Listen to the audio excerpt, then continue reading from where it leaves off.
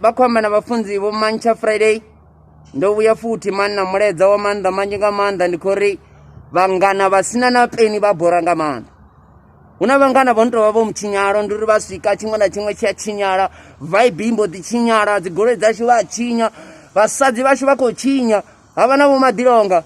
Vho Madilonga ndi uri na musi ni songo mu vhidza ngo tori nini hone ni mungana wawe umbo ḓi ḓa u Dilonga kha zwithu zwine ha ngo tea u pangiwa khazwo u to ḓipanga.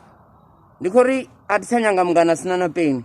Ni a ḓivha vhangana vhane ndi zwiuda vha bora nga maanḓa. That's why ndi khori I want friends like Vumbi. Ni a vhona randa ni mungana wa Vumbi ndi a mufonela nda muvhudza uri hey mungana ndi khou ya ngo renga bogisi afho ni ḓo sana nothi havha vhangana vhane vha ḓo ni fonela uri he mungana